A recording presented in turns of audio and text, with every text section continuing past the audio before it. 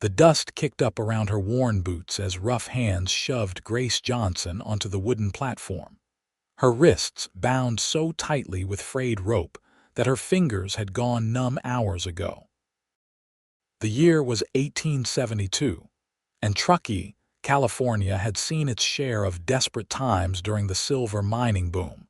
But this particular afternoon in late August would mark the lowest point the town had witnessed in recent memory.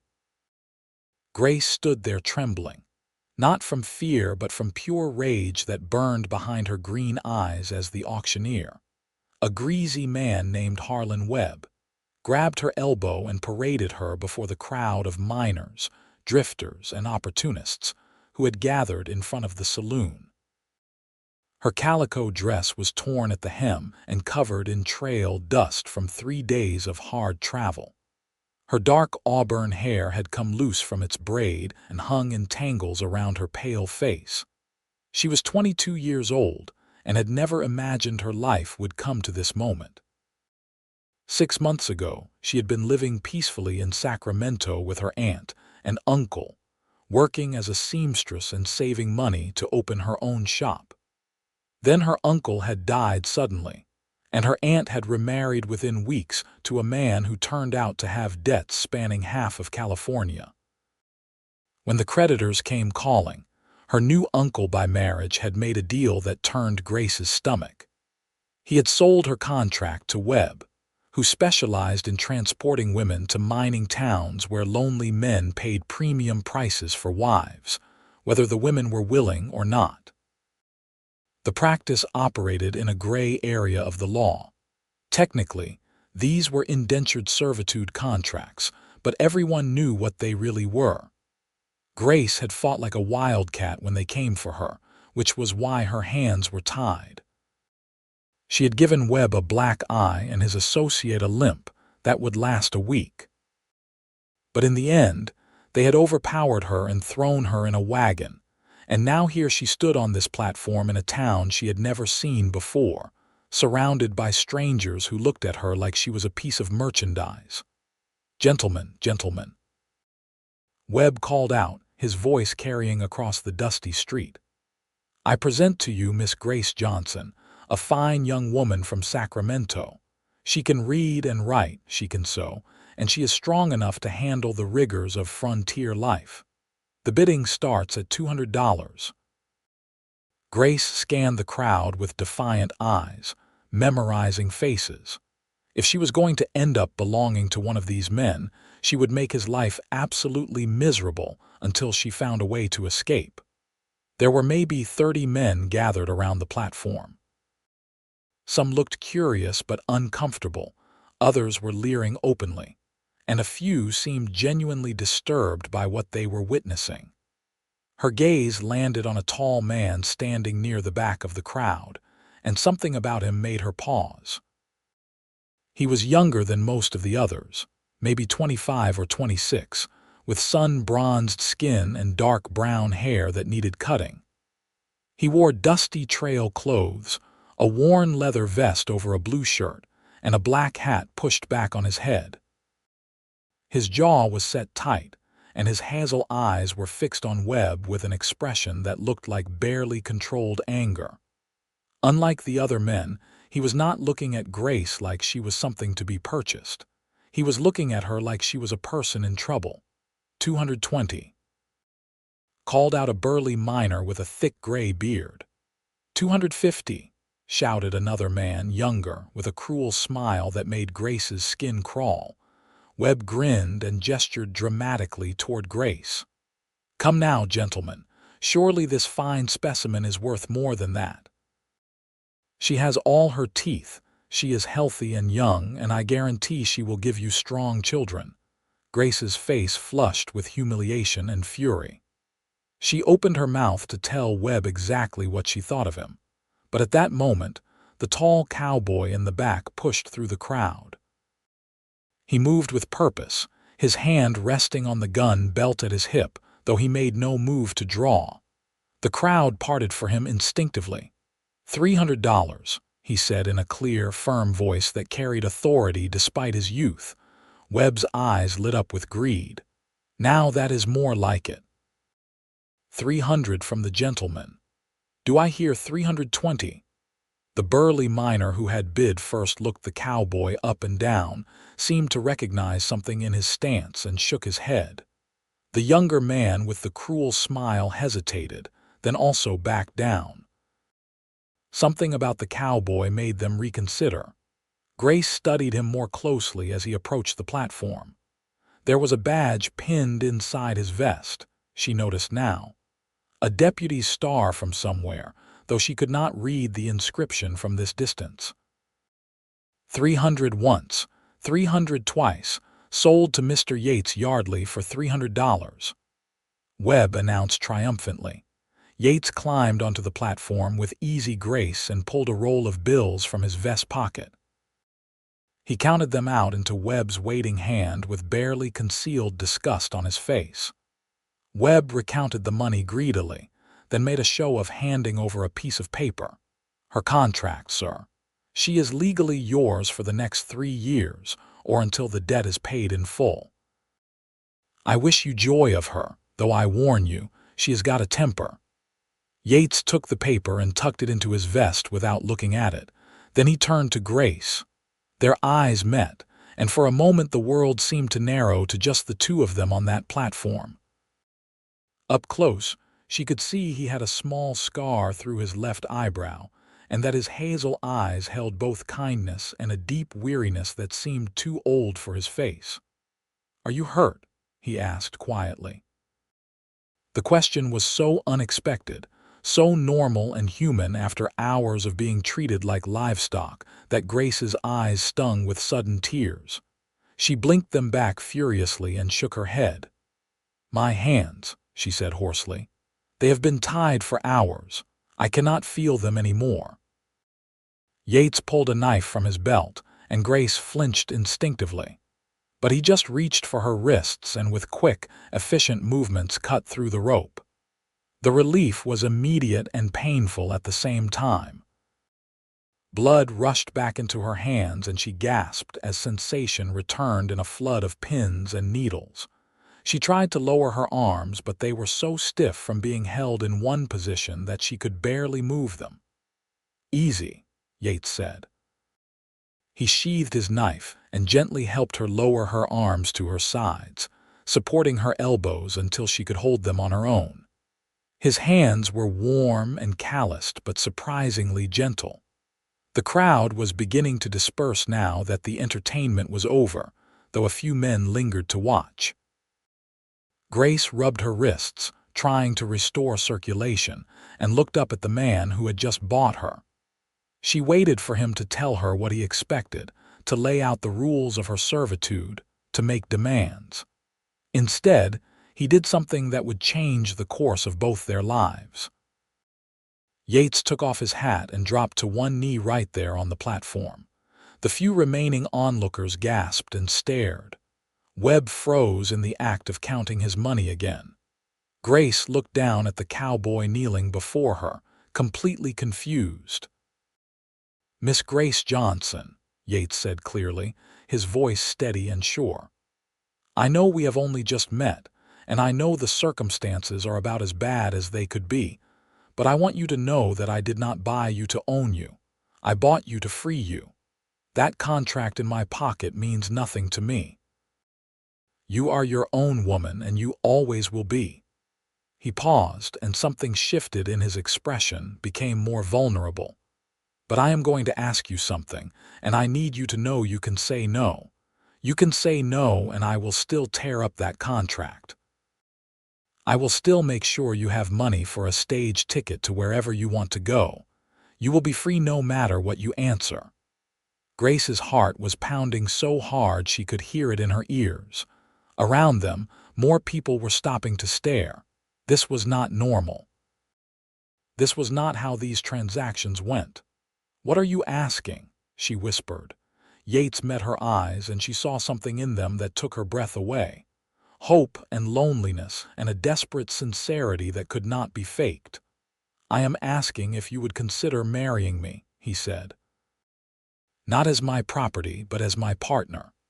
I have a homestead about 5 miles from here, Good land near the Truckee River with timber and water. I have been working it alone for 2 years, and it is lonely, hard work. I have been thinking for months that I needed a wife, but not just someone to cook and clean. I want a partner, someone strong, someone who fights back when life gets hard. He glanced at her wrists, at the rope burns there, and a flash of anger crossed his face. Webb told everyone in town he was bringing a woman for auction. Most of the men were excited. I was disgusted. I have spent the last 3 days trying to figure out how to stop this legally, but there is no law against what he does, not exactly. So I saved up every dollar I had, and I came here today to buy whoever he brought, intending to set her free. Grace was having trouble breathing. You were going to spend your savings on a stranger just to free her? Yes, Yates said simply, because it was the right thing to do. Because I cannot stand by and watch something like this happen in the town where I live. Because my mother raised me to believe that every person deserves dignity and freedom, and what Webb does is wrong, even if it is legal. He took a breath and continued. But now I have met you, and I have looked in your eyes, and I see someone who is strong and fierce and not broken by what has been done to her. And I am thinking that maybe this is fate. Maybe we are supposed to help each other. I need a partner, and you need a home and protection. If you marry me, you will have both. And I promise you on my honor that I will treat you with respect. I will never raise a hand to you. I will never force you to anything you do not want. We can take all the time you need to get to know each other.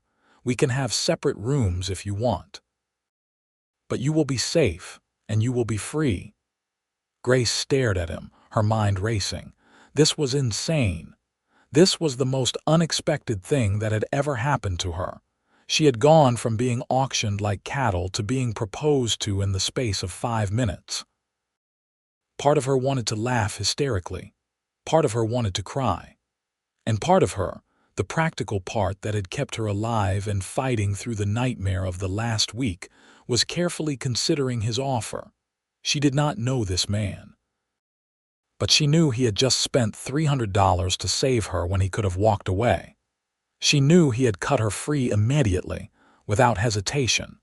She knew he was offering her freedom even as he proposed marriage.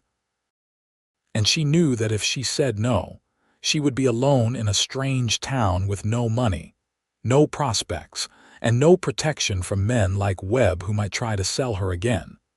But beyond the practical considerations, there was something else. When she looked at Yates Yardley kneeling before her, she did not see someone trying to buy or own her. She saw someone as lonely as she was, someone who had come to her rescue when no one else would. Someone whose eyes held a kindness that she had not seen in months. I do not love you, she said bluntly, because she needed to be honest. I do not even know you. I know, Yates replied. I am not asking for love, not yet. I am asking for a chance for both of us. Grace looked at her raw wrists, then at the dispersing crowd, then at Webb who was watching with calculating eyes. She thought about Sacramento and her treacherous uncle. She thought about the last 6 months of fear and uncertainty. She thought about the fact that she had nothing and no one, and this stranger was offering her everything for nothing but a chance. She had always been a fighter.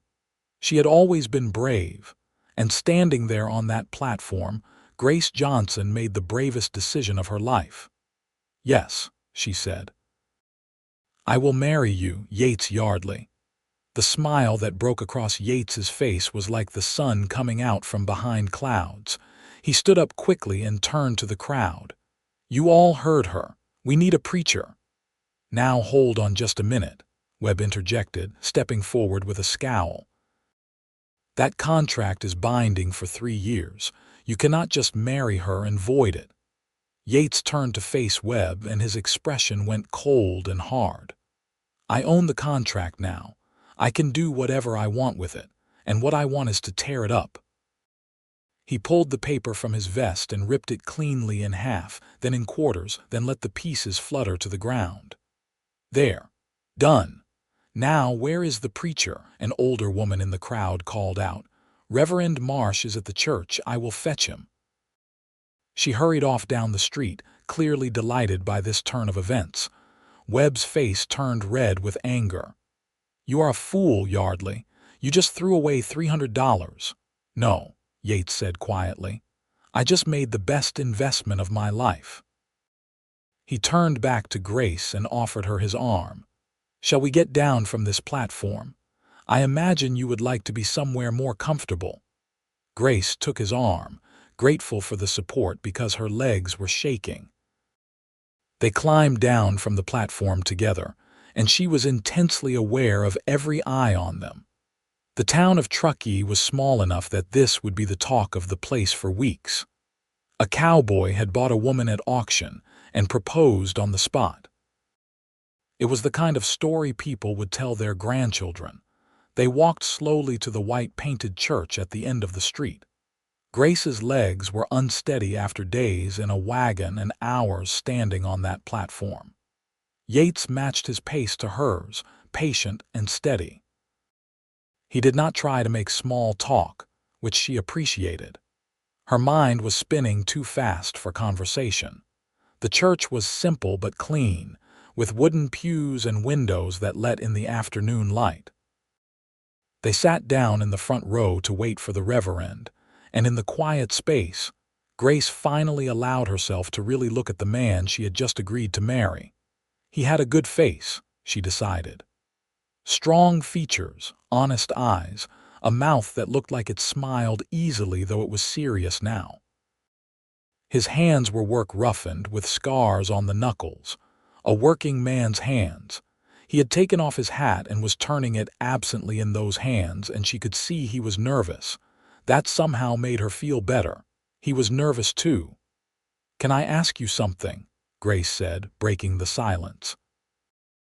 Yates looked at her immediately. Anything.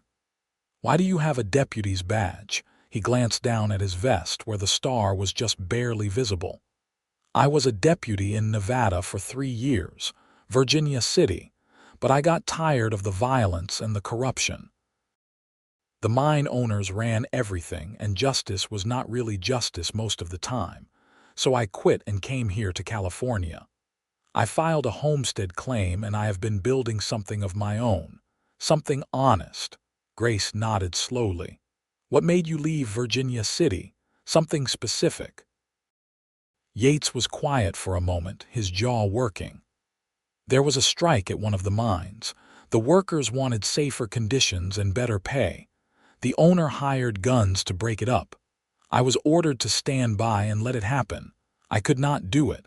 I stood with the workers instead. No one died, but it was close. After that, I knew I could not wear that badge anymore. Not there. So you do have a habit of getting involved when you see injustice, Grace said softly. He met her eyes. I suppose I do. Does that bother you? No, Grace said, and was surprised to realize she meant it.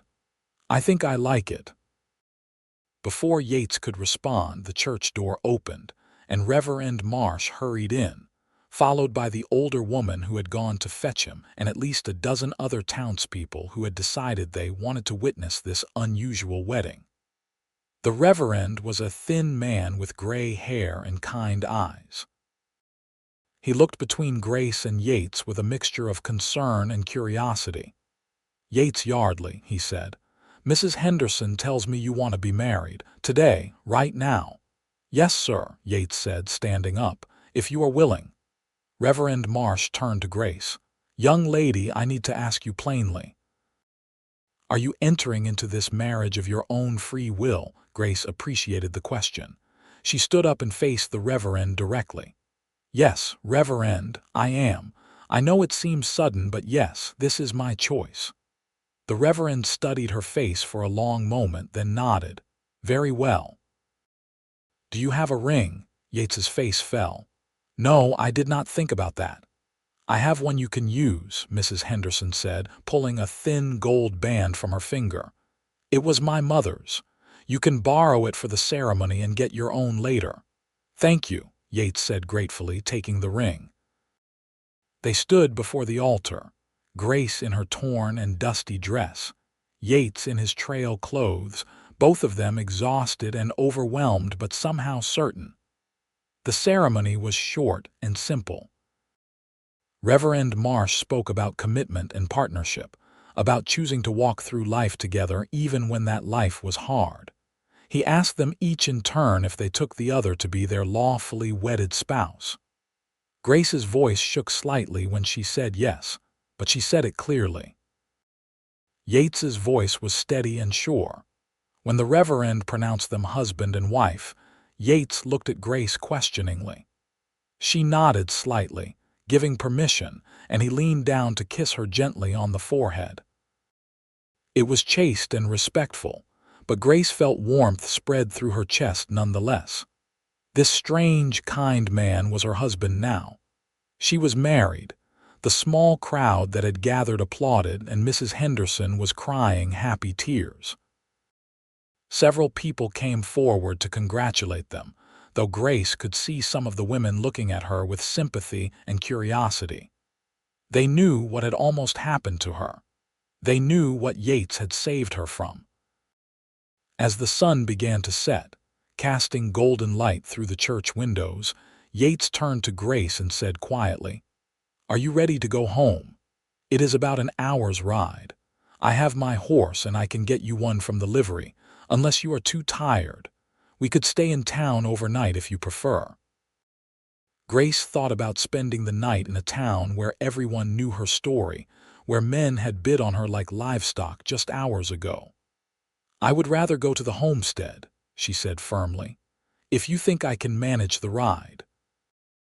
"You look like you can manage anything," Yates said with a small smile. "Come on, let us get you a horse and some supplies." They walked to the general store first, where Yates bought her a canteen, a warm shawl for the evening chill, and a few other necessities. He did not consult her on what to buy, just seemed to know what she would need. At the livery, he selected a gentle mare with a sweet disposition and helped Grace mount up.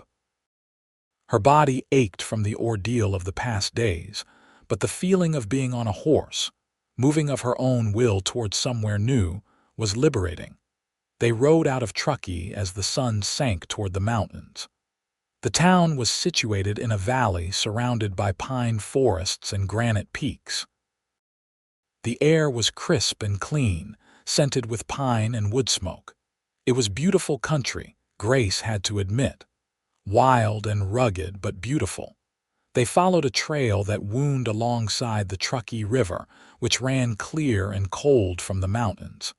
Yates pointed out landmarks as they rode.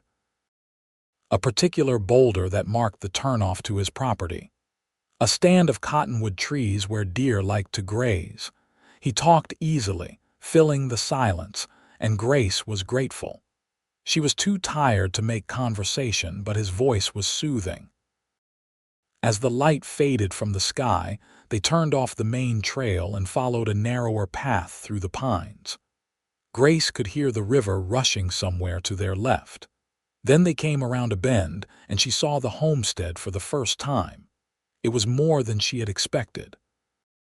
Not a rough cabin like so many homesteads, but a proper house. Small, just 2 rooms from what she could see, but well built with a stone chimney and glass windows. There was a barn near the house, and she could see a garden plot and a chicken coop. Beyond that, open meadow stretched toward the river, and the mountains rose up in the distance, their peaks catching the last light of day. "It is not much," Yates said, sounding nervous again, "but it is solid. The roof does not leak. The stove works well, and the land is good. I have been clearing more of it for crops." "It is beautiful," Grace said honestly. "How did you manage all this in 2 years?"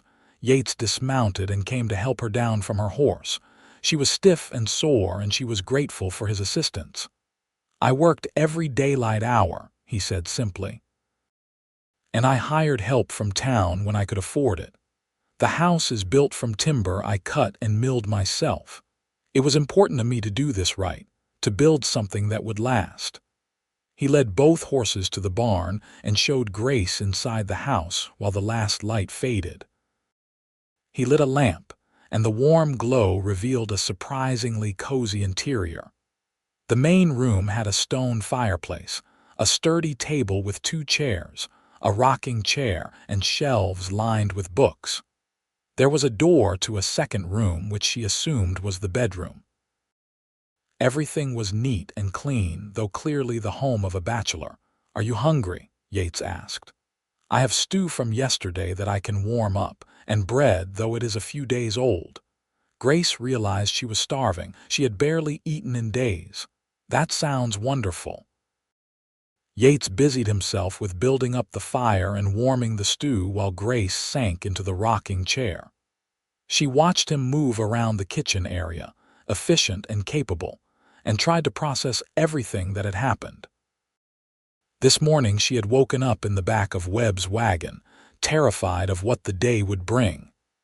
Now she was sitting in a warm house as a married woman, watching her husband make dinner. It was surreal. When the food was ready, they sat at the table together. The stew was simple but good, thick with venison and vegetables. Grace ate ravenously, too hungry for pride. Yates smiled at her appetite and pushed the breadbasket closer to her. "I am sorry I do not have anything fancier for your wedding supper," he said. "This is perfect," Grace said truthfully. "Better than anything I have had in a week." They ate in companionable silence for a while. Then Yates said carefully, "We should talk about sleeping arrangements. The bedroom is yours. I will sleep out here by the fire." "I have done it plenty of times before, and I do not mind." Grace looked at him in surprise. "This is your house. I cannot take your bed." "You are my wife," Yates said firmly, "and you have been through hell today. You need a proper bed and privacy, I insist." Grace wanted to argue, but she was so tired she could barely keep her eyes open. "Just for tonight," she said. "Tomorrow we can figure something else out." "Fine," Yates agreed, though she could tell he planned to argue about it later. After they finished eating, Yates showed her the bedroom. It was small but comfortable, with a real bed frame and mattress, a trunk for storage, and a washstand with a basin and pitcher. He brought in fresh water for her and set a lantern on the washstand. "There are some clothes in the trunk that might fit you," he said. "They were my mother's. She passed 2 years ago. You can have anything you need from there." "I am sorry about your mother," Grace said. Yates nodded, his expression sad. "She would have liked you. She was a fighter, too." He moved toward the door, then paused. "Grace, I meant what I said earlier. You are safe here. You can lock this door if you want. I will not be offended." "Thank you, Yates," Grace said softly, "for everything. For what you did today. For bringing me here. For being kind." He smiled, and it transformed his face, made him look younger. "Thank you for saying yes. Get some rest. We can talk more tomorrow." After he left, closing the door behind him, Grace stood in the middle of the small bedroom and allowed herself to cry. She cried for everything that had happened, for the fear and humiliation and uncertainty. But she also cried with relief, because she was safe now and free. And somehow she had ended up married to a man who seemed genuinely good. She washed herself with the water Yates had brought, scrubbing away days of dirt and sweat. Then she opened the trunk and found a nightgown that was soft and clean. She put it on, grateful for the feel of fresh fabric against her skin. The bed was comfortable, the quilts handmade and warm. She blew out the lantern and lay in the darkness, listening to the sounds of the house settling and the distant rush of the river. Her last thought before sleep claimed her was that maybe, just maybe, things were going to be all right.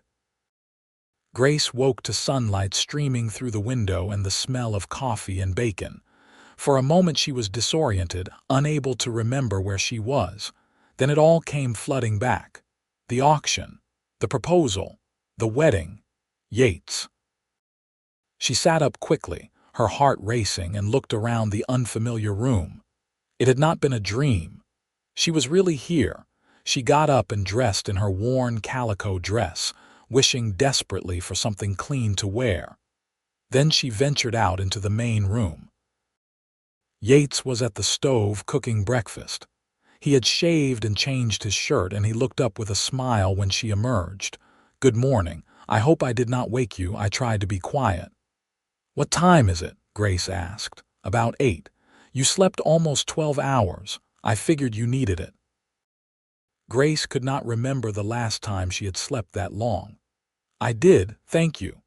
She felt awkward suddenly, uncertain how to act around this man who was her husband but also a stranger. Yates seemed to sense her discomfort. "Coffee," he offered, "please." He poured her a cup and gestured to the table. "Breakfast is almost ready. Bacon and eggs and biscuits. Nothing fancy, but it will fill you up." They ate together, and Yates talked about his plans for the day. He needed to check on the cattle he had grazing up in the high meadow. He wanted to finish splitting wood for the winter. He thought they should ride into town later in the week to get Grace some proper clothes and supplies. He talked easily, not seeming to expect much response from her, just filling the space with his steady presence. After breakfast, Grace insisted on washing the dishes. It felt good to do something useful, to have a task. Yates did not argue, just thanked her and headed outside to start his chores. Through the window, Grace watched him work. He moved with purpose and efficiency, and it was clear he was used to managing everything alone. She spent the morning exploring the house and making herself useful. She swept the floors, tidied the shelves, and investigated the kitchen supplies. Yates had basics, but not much else. No herbs or spices, no variety. She could work with this, she thought. She could make this feel more like a home. Around midday, Yates came back and looking for something to eat. Grace had made lunch from the supplies she found, a simple meal of bread and cheese and dried apples. They sat together again, and this time Grace felt a little less awkward. "Can I ask you something?" she said. "Always. Yesterday you said you were looking for a partner, not just a wife. What did you mean by that?" Yates considered his answer carefully. "I grew up watching my parents work together. They had a farm in Missouri, and they did everything as a team. My father never made a decision about the farm without talking to my mother first. She had opinions and he respected them. They argued sometimes, sure, but they respected each other.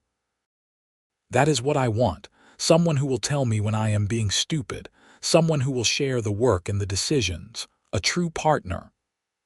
"That is not how most marriages work," Grace observed. "I know, but I do not want most marriages. I want something better." He met her eyes. "Do you think you could want that too?" Grace thought about her parents who had died when she was young. She remembered her mother being tired all the time, worn down by work and childbearing. She remembered her father making all the decisions, her mother just accepting them. It had not seemed like a partnership, it had seemed like survival.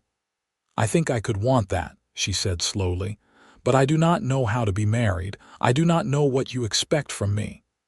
"I expect honesty," Yates said, "and effort, that is all.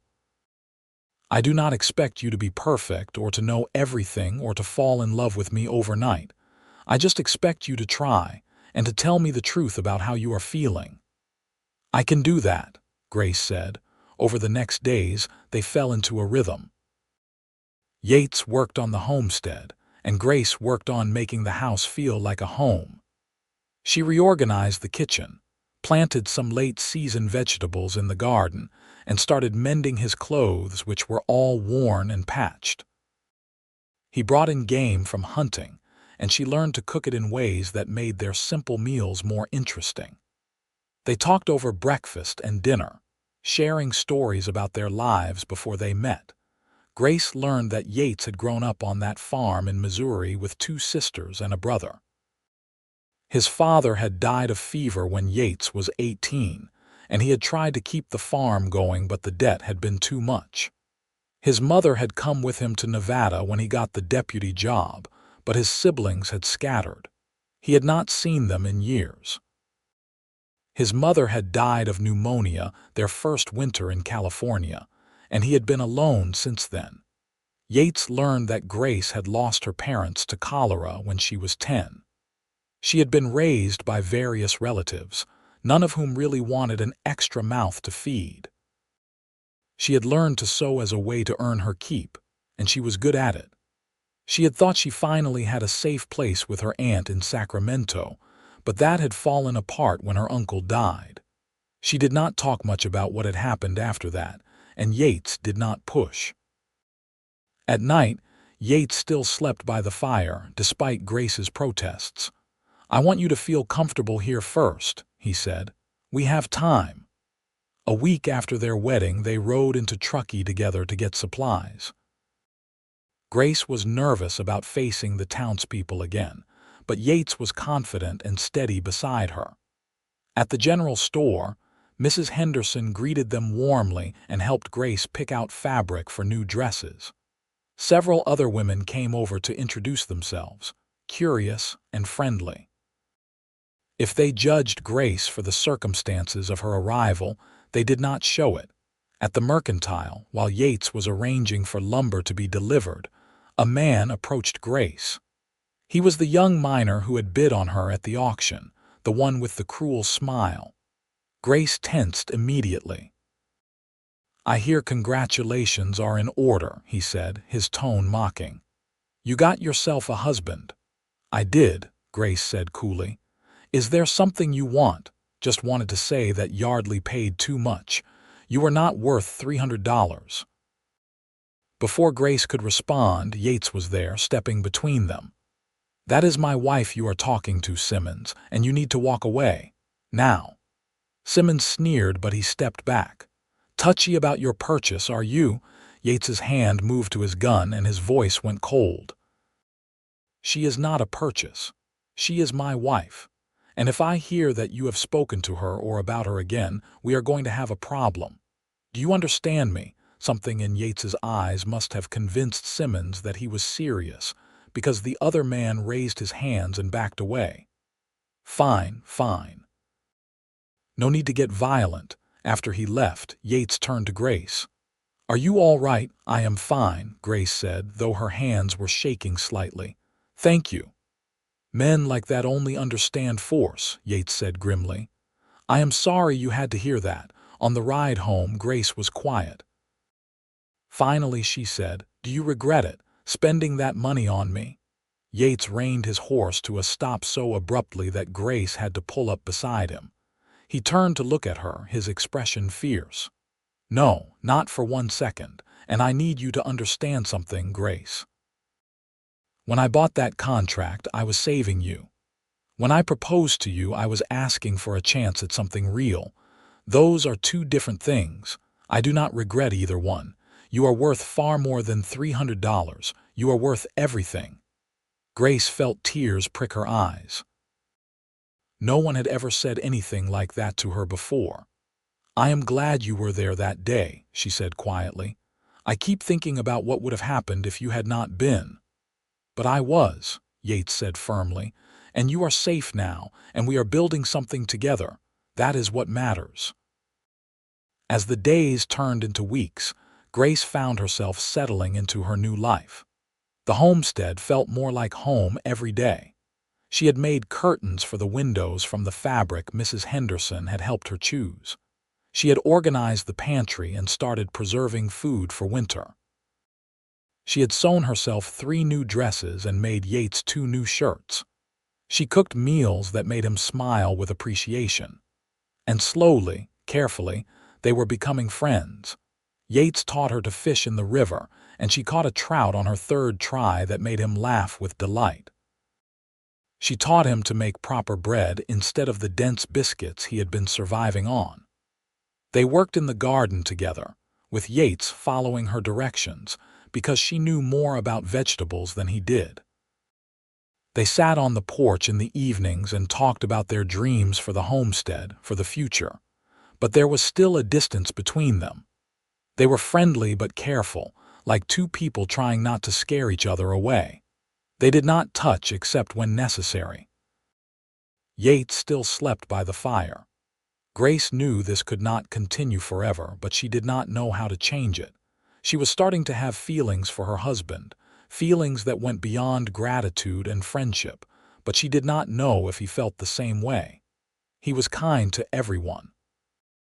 Maybe she was just another person he was helping. The weather turned colder as October arrived. The aspen trees in the mountains turned gold and orange, and frost sparkled on the grass in the mornings. Yates worked longer hours, trying to get everything ready for winter. Grace helped where she could, and she could see that he appreciated it.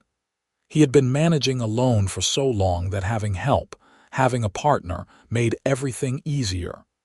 One evening, as they sat by the fire after dinner, Yates said, "There is a harvest dance in town next Saturday. I was thinking we should go. People have been asking about you, wanting to get to know you better. It might be good for you to make some friends here." Grace had not been to a dance since she was a girl. "I do not know if I remember how to dance." "That is all right. I am terrible at it anyway." "We can be terrible together," Grace laughed. "All right, let us go." The following Saturday, they dressed in their best clothes and rode into Truckee. The dance was being held in the town hall, which had been decorated with autumn leaves and lanterns. Music spilled out into the street, fiddle and guitar and someone playing a harmonica. Inside, the room was crowded with people, and the air was warm and festive. Grace was nervous, but Yates stayed close to her side, introducing her to people and making sure she always had someone to talk to. The women of the town were welcoming, drawing her into their conversations and asking about the homestead. Grace found herself relaxing and even enjoying herself. When the music shifted to a waltz, Yates offered her his hand. "May I have this dance, Mrs. Yardley?" The name still startled her. Mrs. Yardley? She was married. This man was her husband. She took his hand and let him lead her onto the floor. Yates had not been exaggerating when he said he was a terrible dancer. He was stiff and awkward, counting the steps under his breath. But Grace found it endearing. He was trying so hard. She relaxed into his arms and let him lead, and gradually he relaxed too. They swayed together to the music, and Grace was acutely aware of everywhere their bodies touched.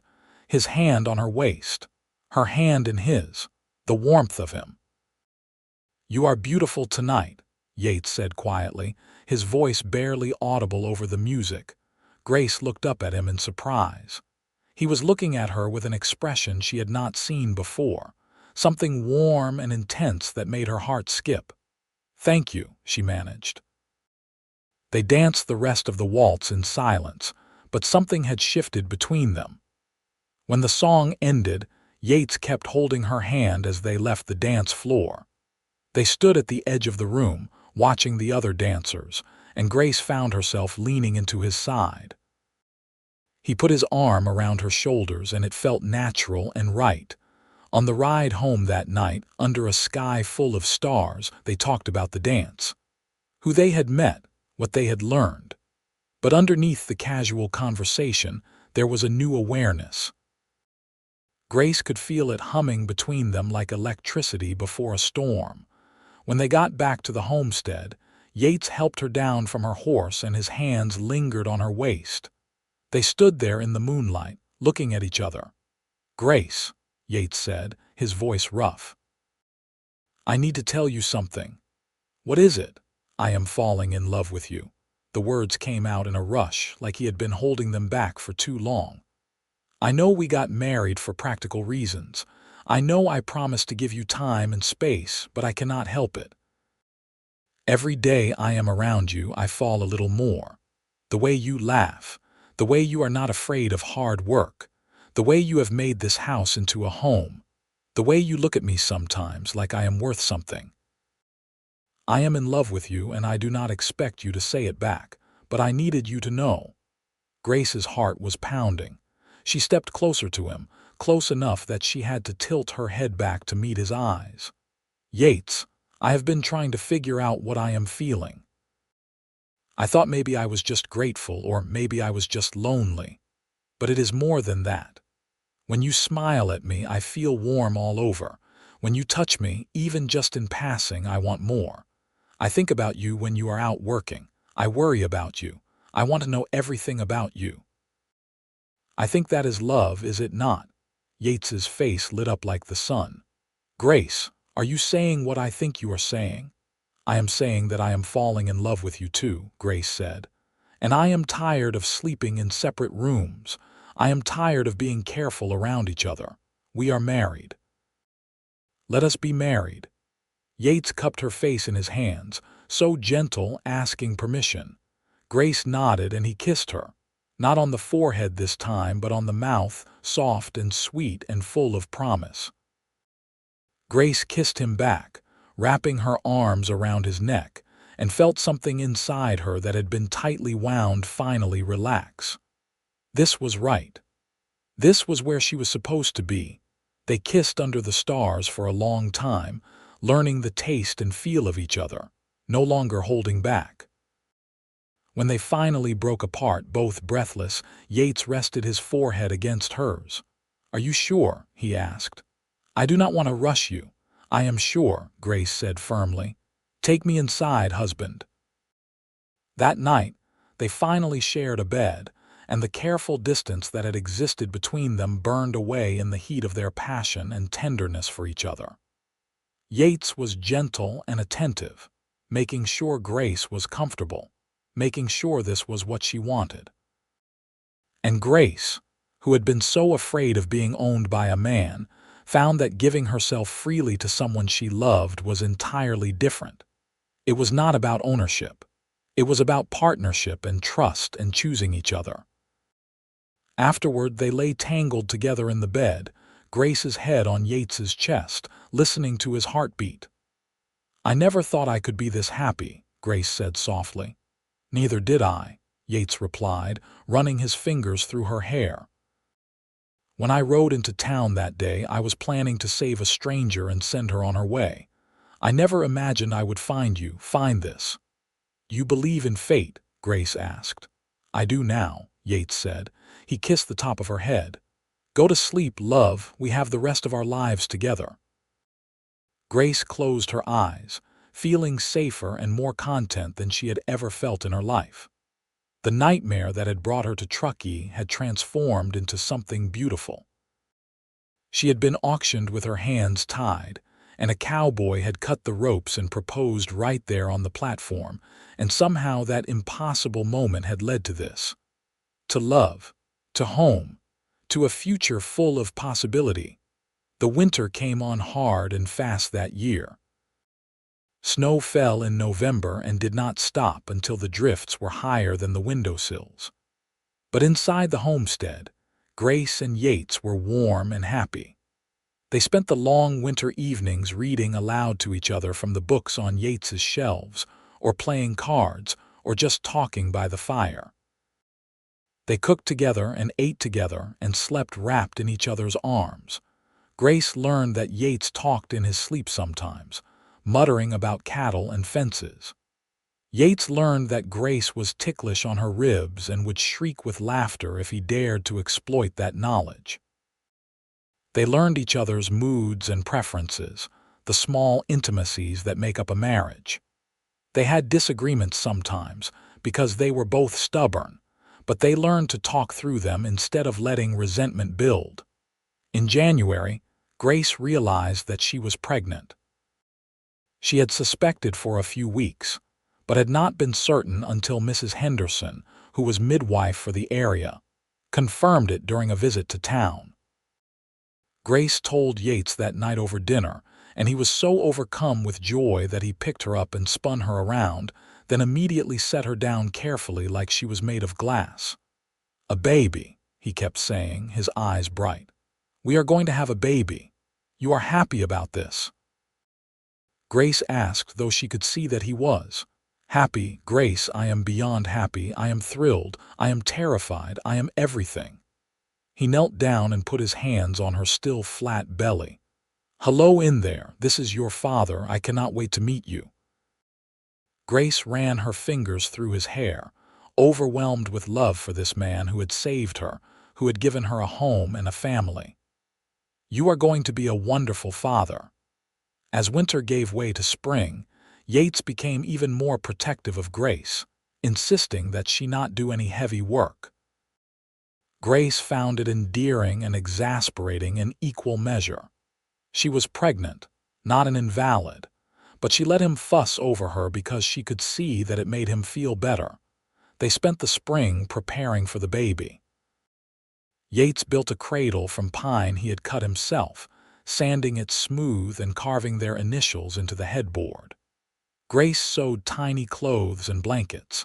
They argued good-naturedly about names. Yates wanted to name a boy after his father. Grace wanted to name a girl after her mother. They agreed to wait and see what they were blessed with. In late May, Mrs. Henderson and 2 other women from town came to stay at the homestead because Grace's time was near. Yates was a nervous wreck, pacing and jumping at every sound Grace made.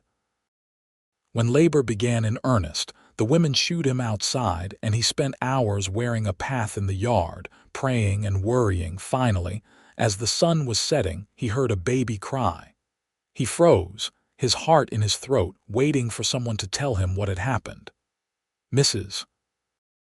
Henderson came to the door, smiling. "You have a son," she said. "A big, healthy boy, and your wife is tired but well. Come and meet your child." Yates went inside on shaking legs. Grace was propped up in bed, exhausted but glowing, holding a tiny bundle wrapped in blankets. She looked up at him and smiled. "Come meet your son," she said. Yates sat carefully on the edge of the bed and looked down at the baby. He was red-faced and wrinkled, with a shock of dark hair and tiny fists waving in the air. Yates felt his eyes fill with tears. "He is perfect," Yates whispered. "Grace, he is perfect. We made him," Grace said wonderingly. "Can you believe it?" Yates carefully took his son into his arms, supporting the tiny head like Mrs. Henderson had shown him. The baby opened his eyes and looked up at his father, and Yates fell completely in love for the second time in his life. "Hello, son," he said softly. "I am your papa, and I promise you I am going to do everything in my power to give you a good life. You are going to grow up loved and safe. You are going to know that you matter. Welcome to the family." They named him Joshua, after Yates's father, and he became the center of their world. Yates was a devoted father, getting up with Grace for the nighttime feedings, changing diapers without complaint, singing lullabies in his terrible singing voice that somehow always made Joshua quiet down. Grace nursed the baby and marveled at the fierce love she felt for this tiny person. She had thought she understood love when she fell for Yates, but becoming a mother expanded her heart in ways she had not known were possible. That summer was the happiest time of Grace's life. She and Yates worked together to manage the homestead and care for Joshua. Neighbors came to visit and congratulate them. The crops grew tall in the fields. The cattle fattened on the good grass. Everything was thriving. In August, Yates's youngest sister, Meredith, showed up at the homestead unannounced. She had tracked him down through the letters he occasionally sent to an old family friend. She was 20 years old and had just left an unhappy situation in St. Louis. She was thin and tired and obviously at the end of her rope. Yates welcomed her with open arms, and Grace did too. They set up a pallet for Meredith by the fire and fed her and let her rest. Over the next days, Meredith told them her story. She had been working as a governess for a wealthy family, but the man of the house had made improper advances. When she rejected him, he had her dismissed without references. She had used her last money to travel to California looking for her brother. "You are home now," Yates told her firmly. "You can stay as long as you need, forever if you want. You are family." Meredith cried with relief and gratitude. She became part of the household, helping with Joshua and the housework, slowly recovering her strength and spirit. Grace liked her immediately. She was quick-witted and kind, and she adored baby Joshua. It was nice to have another woman around, someone to talk to during the long days while Yates was working. As autumn arrived again, marking a full year since that fateful day at the auction, Grace reflected on how much had changed. She had a husband she loved deeply. She had a beautiful son. She had a home and a family and a future. She had gone from being at the absolute lowest point of her life to being happier than she had ever imagined possible. One evening, as they sat on the porch watching the sunset while Meredith rocked Joshua inside, Grace said to Yates, "Do you ever think about that day, the auction?" "Sometimes," Yates admitted. "I think about what might have happened if I had not had the money, if someone else had bought you. If you had said no to me." "I think about it too," Grace said. "And I am grateful every single day that you were there, that you saw me as a person worth saving, that you gave me a chance." Yates took her hand and kissed her knuckles. "You gave me a chance too, remember? You could have said no. You could have taken the freedom I offered and left. But you stayed. You chose me. That is the real miracle." Grace leaned her head on his shoulder. "I love you, Yates Yardley. I love the life we have built together. I love our son. I love that we took something terrible and turned it into something beautiful." "I love you too, Grace Yardley," Yates said. "More than words can say." They sat together in the fading light, holding hands, watching the mountains turn purple with shadow. Inside the house, they could hear Meredith singing softly to Joshua. Somewhere in the distance, a coyote howled. The river rushed over stones, constant and timeless, and Grace felt a deep sense of peace settle over her. This was home. This was family. This was love. The years that followed were full of both joy and challenges, as life always is. They had 2 more children, a daughter they named Ella after Grace's mother, and another son they named Thomas. The homestead prospered under their joint management. Yates expanded the cattle operation, and Grace started a small business selling her sewing work to the townspeople. Meredith eventually married a schoolteacher from Truckee and moved to town, but she remained close with Grace and Yates, visiting often with her own growing family. There were hard times too. They lost a full season of crops to drought one year. Joshua broke his arm falling from a tree when he was 6. Yates's brother showed up one winter, destitute and bitter, and they helped him get back on his feet, though he never really thanked them. Grace had a miscarriage between Ella and Thomas that left her heartbroken for months. But they weathered every storm together, supporting each other, never forgetting that they had chosen each other deliberately and completely. As Joshua grew older, he asked about how his parents had met. Grace and Yates looked at each other, silently debating how much to tell him. Finally, Yates said, "Your mother and I met in town one day. I saw her and I knew she was special, so I asked her to marry me right then and there." "That is not very romantic, Pa," Ella said, wrinkling her nose. She was 8 years old and obsessed with fairy tales. "Oh, I do not know," Grace said, smiling at her husband. "I think it is the most romantic story in the world. Your father saved me that day, not just from a bad situation, but from a life without love. He gave me everything I never knew I needed." "Your mother saved me too," Yates added. "I was lonely and working myself to death trying to build something meaningful. She gave me purpose. She gave me a family. She made everything worthwhile." Joshua, who was 12 and practical like his father, said, "So you saved each other. That is how it should be, is it not, partners?" Yates reached over and ruffled his son's hair. "Exactly right, partners." On their 10th wedding anniversary, Yates surprised Grace by taking her back to Truckee for a special dinner at the hotel restaurant. It was a rare night away from the children, who were being watched by Meredith and her husband. Grace wore her best dress, and Yates wore the suit he had bought for special occasions. Over dinner, Yates pulled out a small box. "I have been meaning to give you this for years," he said. "I kept waiting for the right moment, but I finally realized there is no perfect moment. Every moment with you is right." Grace opened the box to find a delicate gold ring with a small diamond. "Yates, you cannot afford this." "I can now," he said with a smile. "We have had good years, and you deserve a proper wedding ring. You have been wearing my mother's borrowed ring for 10 years. Let me give you one that is yours." Grace let him slip the ring onto her finger, tears in her eyes. "It is beautiful, but I would have been happy with your mother's ring forever, or no ring at all. All I need is you." "I know," Yates said, "but I wanted to do this. I wanted you to have something beautiful to remind you of how much I love you."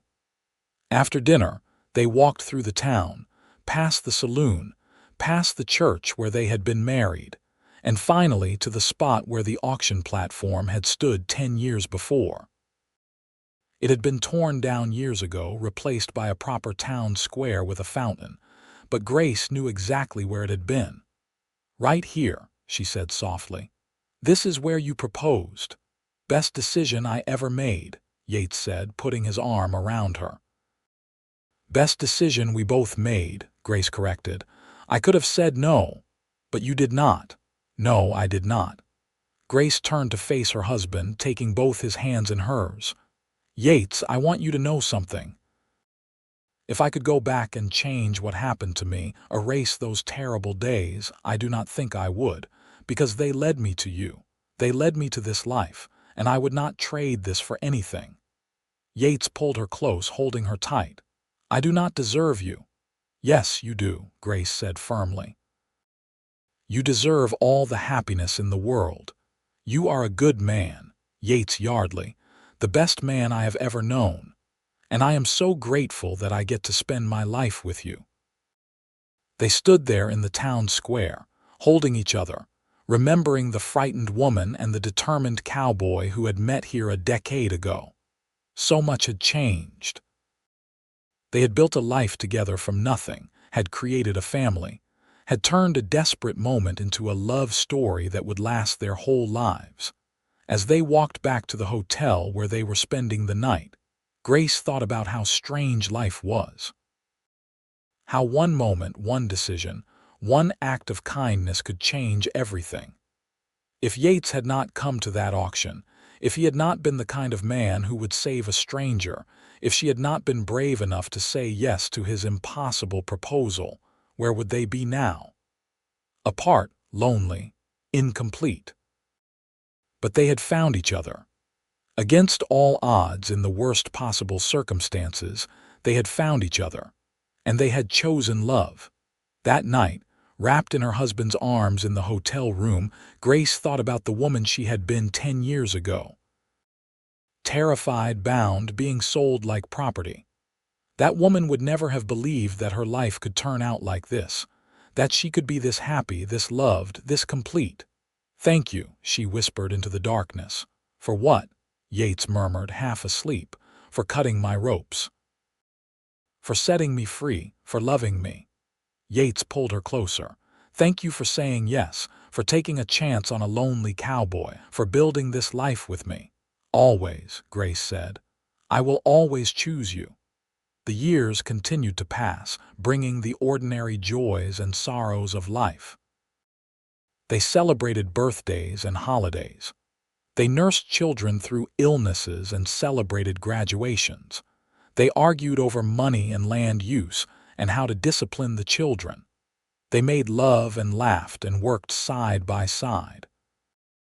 They grew older together, silver threading through their hair, lines appearing on their faces, but their love only deepened with time.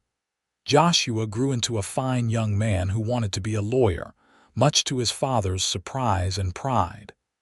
Ella became a teacher, passionate about education for girls. Thomas took over the running of the homestead, showing a natural talent for ranching that made Yates beam with pride.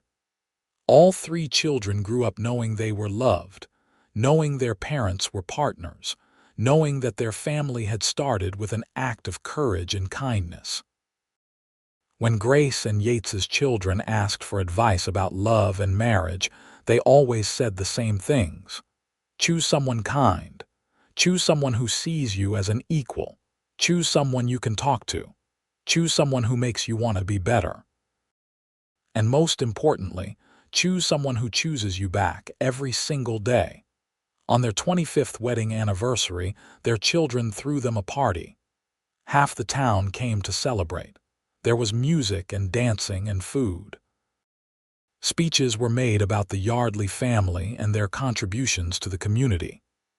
Grace and Yates were embarrassed by all the attention, but they were also deeply touched. At the end of the night, after everyone had gone home, they sat on their porch looking up at the stars.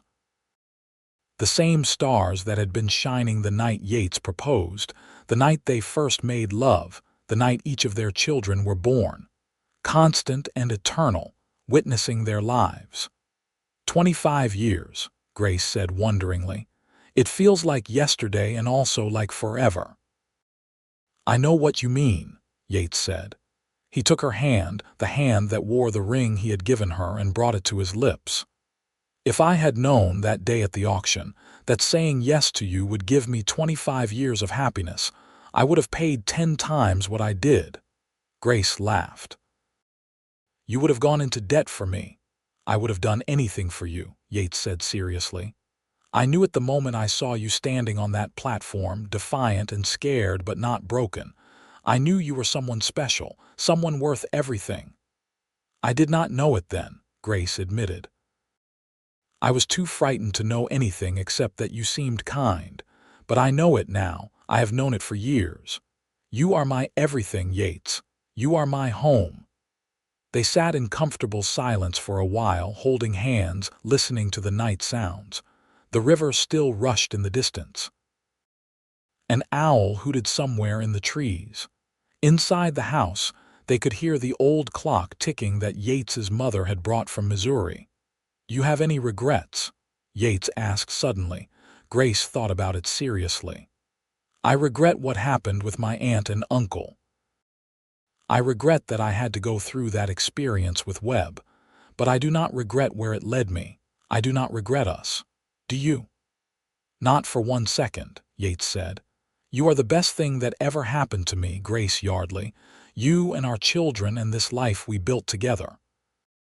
If I could go back and change anything, I would just make sure I found you sooner. Grace leaned her head on his shoulder, the same way she had done countless times over their years together. This man, who had seen her at her lowest and had offered her dignity and freedom and love. This man, who had kept every promise he had made that day on the platform. This man who had chosen her every single day for 25 years. I love you, she said simply. Because after everything, after all the years and all the words, those were still the most important ones. I love you too, Yates replied. Today, tomorrow, and always. As they grew older, they took great joy in watching their children build their own lives. Joshua did become a lawyer, advocating for the rights of working people in the mining towns. Ella opened a school for girls in Sacramento. Thomas married a rancher's daughter and expanded the homestead, adding his own children to the family legacy. Grace and Yates became grandparents, and they poured all the love they had into the next generation. In their 60s, they would sit on the porch in the evenings, Yates whittling small toys for the grandchildren and Grace knitting blankets and sweaters.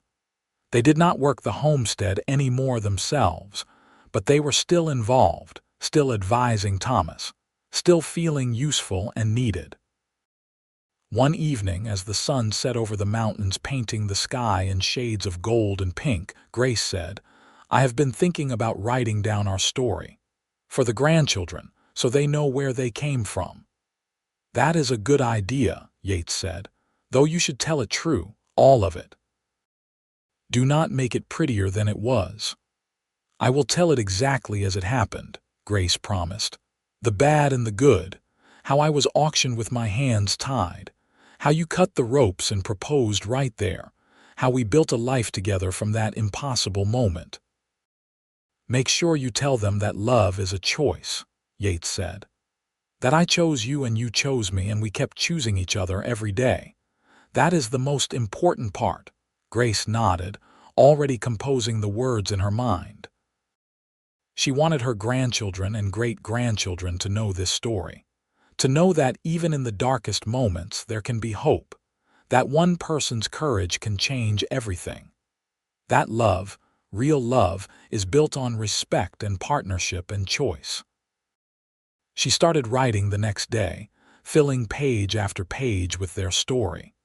The fear and the hope, the struggles and the triumphs, the ordinary moments that made up their extraordinary life together. She wrote about falling in love slowly and then all at once. She wrote about building a home and a family. She wrote about choosing each other, over and over again, through everything life threw at them. When she finished, she read it aloud to Yates one quiet afternoon. He listened with tears in his eyes, holding her hand. "You made it sound beautiful," he said when she finished. "It was beautiful," Grace replied. "It is beautiful. We took something terrible and we made it into something wonderful. That is the truth." They lived to see their grandchildren grow up. They celebrated their 50th wedding anniversary with a party even bigger than the 25th, with children and grandchildren and great-grandchildren gathering to honor them. The town declared it Yardley Day, recognizing their contributions to the community over 5 decades. In their final years, their bodies grew frail but their love remained strong.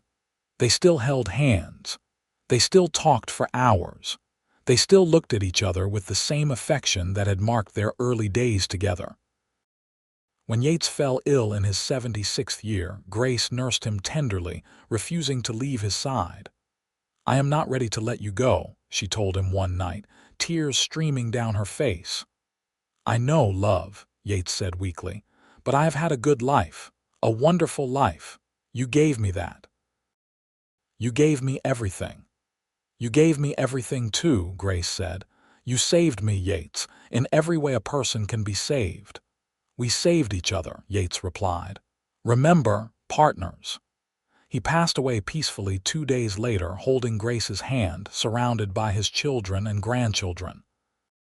Grace mourned him deeply, but she also celebrated him. She told stories about him to anyone who would listen. She made sure everyone knew what kind of man he had been. Kind, brave, loving, faithful. A man who had seen injustice and acted against it. A man who had kept his promises. A man who had loved his wife completely for over 50 years. Grace lived for another 3 years without Yates, long enough to see 2 more great-grandchildren born. She spent her final days in the house they had built together, surrounded by family, at peace. Her last words were about Yates, about how much she loved him and how grateful she was for the life they had shared. On her gravestone, her children had inscribed what she had always said was the truth of her life. She was bound, he set her free, and together they chose love. The story of Grace and Yates Yardley became part of the history of Truckee, California. People told it to their children and grandchildren. The house they built still stood, maintained by their descendants. The town remembered them as founders, as community builders, as an example of what love could be. But more than that, they were remembered as 2 people who had met in the worst possible circumstances and had chosen to make something beautiful. A woman who had been auctioned like property and a man who had seen her humanity and her worth. 2 people who had become partners in every sense of the word, building a life together based on mutual respect, genuine affection, and the daily choice to love each other. Their story was one of courage and kindness, of hope rising from despair, of love conquering terrible circumstances. It was a reminder that one moment of bravery can change everything, that seeing someone else's humanity and acting on that recognition matters. that the choices we make ripple out into the world in ways we cannot always predict. Grace had been auctioned with her hands tied, and a cowboy had cut the ropes and proposed right there on the platform. From that impossible moment had grown a love that lasted a lifetime, a family that spanned generations, and a legacy of partnership and mutual respect that would influence countless lives. It was, in the end, exactly what both of them had hoped for when they took a chance on each other that August day in 1872. They had built something that mattered. They had loved each other well. They had made a difference in the world, one choice, one day, one act of kindness at a time. And that, more than anything else, was the true measure of their life together. Not the hardships they had overcome or the years they had been given, but the love they had chosen and the way they had honored that choice every single day until death parted them.